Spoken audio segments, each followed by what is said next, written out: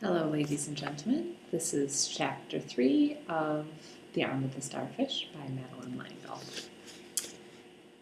The canon did not look at Adam, but went straight to the inspector, bowing and saying, "Good morning." Then, in precise British accent, he said, "But yield who will to their separation." There was a pause as the inspector looked at the canon. His visage, too, was grim. Finally, he replied, "My object in living is to unite."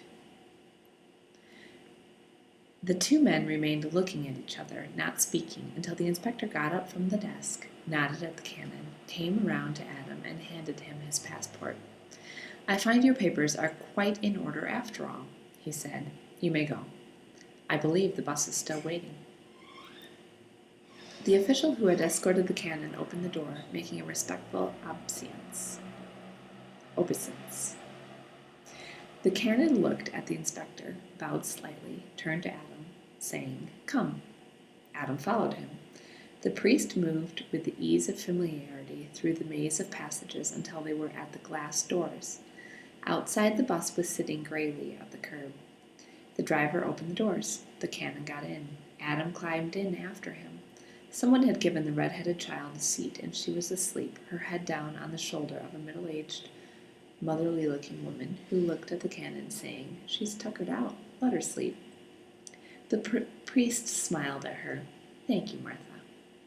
Adam knew that he, too, ought to say thank you, since in some way the canon had been responsible for the escape from the inspector's inquisition, but the boy's mind was in such a turmoil that he could not speak. It was obvious that the passengers, who had been kept waiting in the dark bus all this time, were intensely curious. A young man turned to Adam. "What on earth happened? Why did they drag you away like that?" The canon answered quickly for him. "Just the usual passport confusion. There's one on every busload. You'll get used to it." Now at last Adam said, "Thank you very much, sir." But he was not sure just how grateful he was.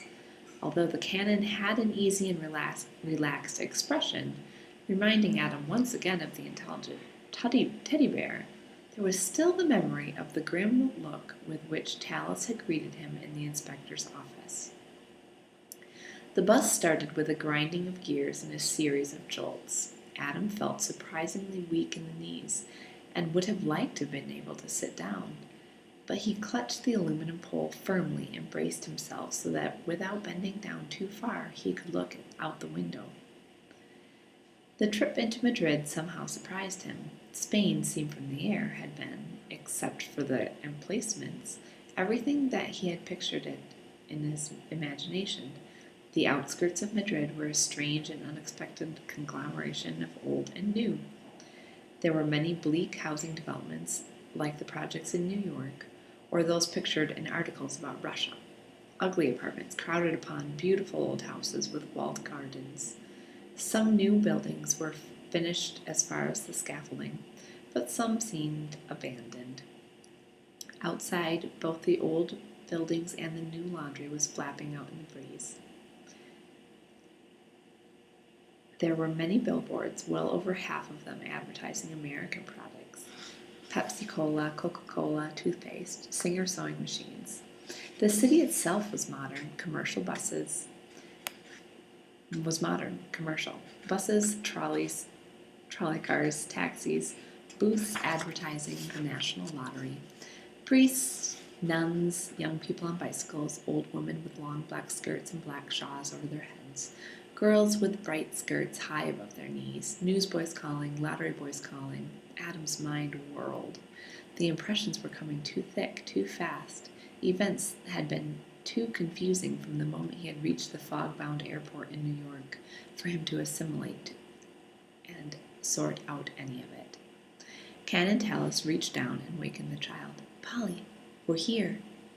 She opened her eyes and yawned as the bus drew up in front of the hotel plaza with another sickening jerk that almost threw Adam and all the standing passengers off their feet. As they surged toward the exit, Canon Tallis said to the boy, "I'll see you." A pleasant Swissair representative was waiting for them and herded them quickly out of the bus and through the revolving doors into the hotel. The hotel plaza, at least, seemed to hold no startling surprises for Adam. It was very much what he had imagined a middle-class European hotel would be like.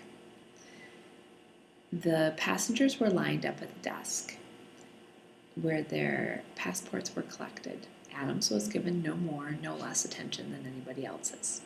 They were assigned rooms.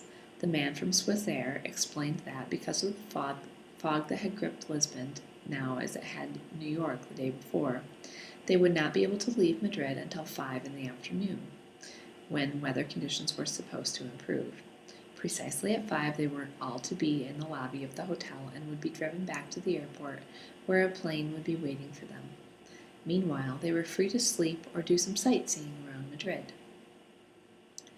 Adam went up in the elevator to his room, not knowing exactly what he was going to do. He was wavering with a desire to sleep, but he was determined not to waste the day. He decided that a shower and some food would refresh him, and then maybe he would find a bus or trolley to take him to the Prado, and maybe some other places of interest. His room, a small one with an enormous bathroom, faced the back. If the view from the front of the hotel was definitely 20th century, the view from the rear flung him into the Middle Ages. He looked down into a courtyard filled with strutting black geese. In the center was a stone fountain. The rooftops, in a confused jumble of levels, were warm red tile. The houses were oyster white, with crooked, unmatched windows. The geese strutted about, their heads jerking awkwardly in and out of the downpour. An old woman, almost completely covered by an enormous black shawl, came out of a door and threw the geese some grain, toward which they scurried, gabbling. The woman stood, one hand holding the shawl about her face, watching them. Then she disappeared into the house. Adam felt his eyes gritty with sleep. If he didn't take that shower and get some more coffee and some food, he would succumb to the temptation to lie down on the brass bed, and that he was determined not to do. Who knew when he would ever have another day in Madrid? The water was hot, and he steamed happily, then turned on the cold.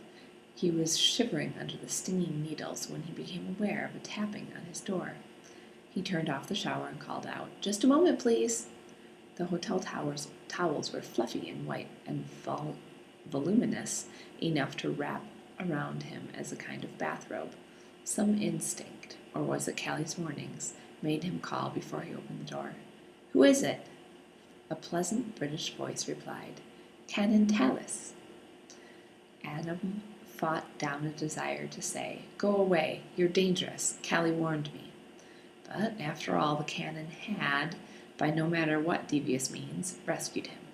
So he said, "If you wait a minute, please, sir. I'm just out of the shower. I'll throw on some clothes." He dried and dressed as quickly as he could, then cautiously opened the door. Canon Tallis was standing, hands behind his back, staring upward through the ceiling at some inner vision. He smiled, the faint ridges where he should have had eyebrows rising slightly. Followed Adam into the small room and sat on the one chair. Adam sat on the bed. The canon looked at him for a moment. Adam was getting distinctly tired of being looked at. "So, you're the young man who's going to be working for Dr. O'Keefe this summer." It was a statement, not a question. Adam responded with a terse yes. He was giving out no information. He began to wonder if old Doc might not be getting senile after all, letting him in for this kind of thing. And as for his parents, they had no right to allow him to go off into the unknown like this. Of course, there had been correspondence between his father and Dr. O'Keefe, and a couple of transatlantic phone calls. But Adam felt that none of the disagreeable things that had happened should have been allowed by parents who took proper concern for their offspring. He forgot that he had been elated at first by Callie and her warnings. "Tired?" Canon Tallis asks. "No." He bit the word off, and then did not add sir or father or whatever it was one was supposed to call an English canon. "Not much sleep last night." Adam could not help adding, nor the night before. Planning to catch up on it? Planning to catch up on it today? No, Adam said briefly. I'm going to the Prado. Then, because his training and courtesy had been thorough, he added in a more reasonable voice, I've never been in Spain before, and I don't know when I'll get another chance. I don't think I ought to waste it. Canon Tallis nodded. Polly's taking a bit of a nap, but then we're going to the Prado ourselves. Meanwhile, I need a cup of coffee and a bite to eat. How about you? Dr. O'Keefe's a friend of mine, and maybe I can brief you a bit. Also, I wanted to ask you a favor. I find I am going to have to stay in Madrid for a few days on business. That would be very dull for Polly. She's the O'Keefe's daughter, and a bright child, and perfectly capable at this point of traveling alone. But I'm responsible for her, and I feel rather badly about cutting her little vacation short. So I thought, since we've happened to run into each other, that I'd ask you to be kind enough to let her travel back to Lisbon with you. What was there to say? There was no possible grounds for refusal of this perfectly reasonable request. So Adam nodded with a mumbled, Yes, sir. The canon stood up and yawned amply. 2 sleepless nights haven't given you the best preparation in the world for seeing the Prado. Nevertheless, you may find it rather impressive in its own modest way. When they reached the lobby, the priest, instead of heading for the revolving doors, went to the desk. Passports for Canon Tallis and Adam Ennington, please, he said in fluent Spanish. There was a brief wait, during which Adam felt himself getting nervous again, but the passports were handed to them without question. Be careful of it, the canon said. Adam did not mention that the advice was unnecessary. Let's just get into the dining room here, shall we? No point in getting soaked again before we have to. They went into an almost empty dining room with white-napped tables, and the canon ordered café au lait and an omelet.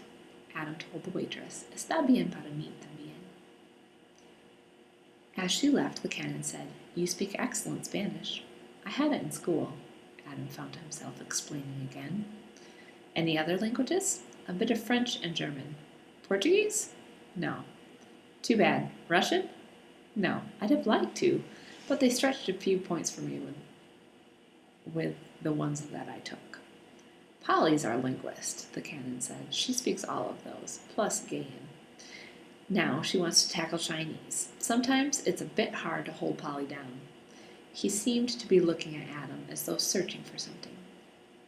Polly's the oldest of the O'Keefe children, and she helps her mother a great deal. This is the first real vacation she's had. I had to give a couple of lectures in Boston, and it seemed a good chance for her to get away. And then I was to have gone to Geneva for a few days, and I'd planned to take her there with me, too. Too bad this fog had to come up and spoil her little treat for her. I must ask you, Adam, please stay close to her. It's not that Polly isn't capable of taking care of herself, but there are some, shall we call them, undesirable characters who are far too interested in Dr. O'Keefe's experiments. I will see to it that you both get on the plane, and Dr. O'Keefe will be at the airport to meet you. But please do not let Polly out of your sight. Will you promise me that? Well, yes, of course, Adam said, but I don't understand. The priest looked at him thoughtfully. Adam looked back. I'm going to do some of the staring too, he decided. Gray eyes looked steadily into gray. Finally, the canon said, Adam, I wish I could tell you the things that would make you understand. When you start working for Dr. O'Keefe, you'll realize for yourself the importance of his work and its implications. But for now, I must simply ask you to trust me, as I must, in my turn, trust you. His face looked grim, though it was a different kind of grimness than from that in the stark and frightening room in the airport. But I don't trust you, Adam thought. Not after Callie, not after you seem to be so in cahoots with the Fink like the inspector. People you can trust simply aren't in with secret police kind of people. The waitress brought their coffee and omelet, and crisp, crunchy rolls, each wrapped separately in tissue-like paper. The omelet was delicious, though the coffee was bitter, and stronger than any Adam had tasted before. He watched the canon take the hot milk pitcher in one hand, the coffee pot in the other, and pour simultaneously. And so he did the same for his second cup and found it considerably improved. Finally, leaning back and lighting a cigarette, the canon said, "There, that's better. I hear you have the makings of a fine scientist." "Well, it's what I'm interested in," Adam said. "Marine biology." "Yes, I saw the letter Dr. Didymus wrote Dr. O'Keefe. You will, I trust, like working for Dr. O'Keefe, Adam. He's a very great man, far greater than Dr. Didymus, fine though he is." "Old Doc," Adam started indignantly. "Old Doc would be the first to acknowledge it," the canon said sternly. "If he didn't think you had the makings of somebody worthwhile, he would never have sent you over here." Adam flushed with pleasure, then remembered Callie's warnings, superimposed on a few grade B movies. Flattery, he thought. He's trying to get around me with flattery. And just because he looks like Winnie the Pooh, yuck, I've got to watch it. Canon Tallis pushed back his chair. "Let's go wake poor Polly up, and then we'll be off to the Prado. You'll come with us, of course." Then again, this again was a statement, not a question. Adam's first instinct was to say, "Of course I won't," but then he thought, if I go with him, I can keep an eye on him, and if I have to drag this kid to Lisbon with me, I might as well see what she's like too. So all he said was, "That will be fine, sir." They went up in the elevator together to the top floor. As he reached for his keys, the canon whistled the first few measures of a melody. Behind the closed door, the melody was returned. Adam recognized this tune, but in the fatigue and confusion of the moment he could not place it. Canon Tallis unlocked the door.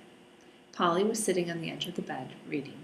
She looked up indignantly. "You locked me in." End of chapter 3.